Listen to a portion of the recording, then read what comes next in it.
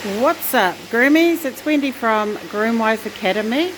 I'm just doing a very short tutorial on chunkers and blenders and their differences. So in front of me I have 4 sets of chunkers. Chunkers come in all different shapes and sizes, different teeth widths and shapes, but typically a chunker has a T-shaped blade, so meaning this side has a blade and this side has a blade as well. Chunkers are used for your thick woolly coats, double coats, and they are for finishing off when you're finishing off a trim. So the wider the tooth, the more hair they take out. So they're really good for students as well, or people who aren't confident with their straights or curves, because they're a little bit more forgiving. So the difference is they have a blade on this side. This one's a little bit different. It has got it's a chunker. I don't know if you can see it here, but it also has really small teeth on the, like in the middle of the blade. So I actually use this as an eraser. It's very fine work. So I do get a lot of comments of people saying their shears or their chunkers are locking up when they use them. So you need to be very light with your pressure. So if you need to put a thumb ring in, your thumb should only, sorry, that's left-handed, I need to swap hands, thought it felt funny. Should only just have your thumb in, very light, no, not pushing this way, because that will lock up the blade. The blade will catch usually around about here, and then you'll have to send it, because it'll get a little notch there, and you'll have to send it in. There is a way you can fix it, but I'll save that for another day. Also, when you are purchasing a chunker, all of mine are around 7 to 7.5 inches, and the reason for that is because you have more control. If you're buying like a 9-inch, you're likely going to get it to catch, because there's just so much extra blade that's pretty much useless in my opinion. So buying 7 to 7.5 is probably the better way to go. So remember, don't push with this thumb, very light. These are for finishing, they're not really for taking lots of coat, depending on the width of the teeth.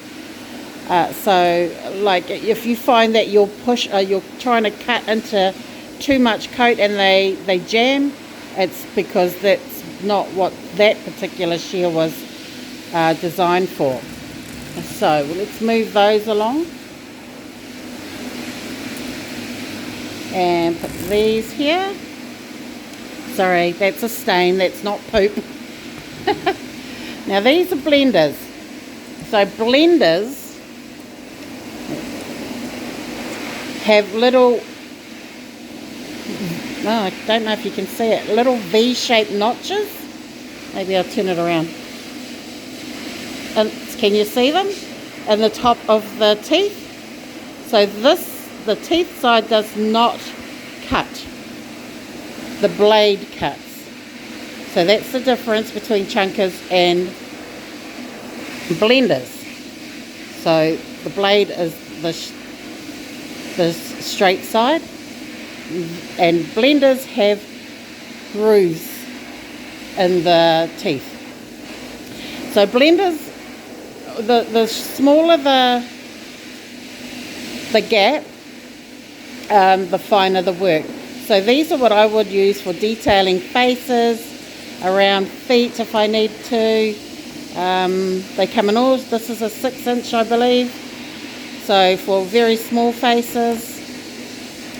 This one is a blender, but it doesn't have as many teeth and it's quite a heavy duty one, and I use these on thick coats like Cocker Spaniels, getting their front legs down. You know how they get a bit woolly in the front leg? You take that down with something like this. Then we've got the piano teeth. These are just for dusting coats. They're not designed for anything else but dusting. So dusting, I mean, you know, those little sticky outies, and just very, very light work. I love these ones. They come in curves and straights. The difference, and now these are technically, blenders are not a thinner. I mean, people call them thinners, but they're not actually a thinner. A thinner is actually the one with two sets of teeth. So a set of teeth on this side and that side. And that is designed for thinning the coat. So you go into the coat and you cut underneath the top coat and you come out and then you comb it out. So that's called thinning the coat. These are blenders. These are designed to blend. Chunkers are designed for finishing on heavier coats. Drop coats, very fine coats, even sometimes with hand stripping, I will use either, just to get those little sticky outies. I generally will use this one, like on Border Terrier legs. You know, when they get a little bit older or they're a little bit funny for around their legs, I will clean them up with this one. So that is just a little short, quick tutorial on the difference between blenders and chunkers and what you use them for. Every student should have a couple of pairs of these, straight, curved, detailer, and slightly heavier coated dogs. Every student should have them.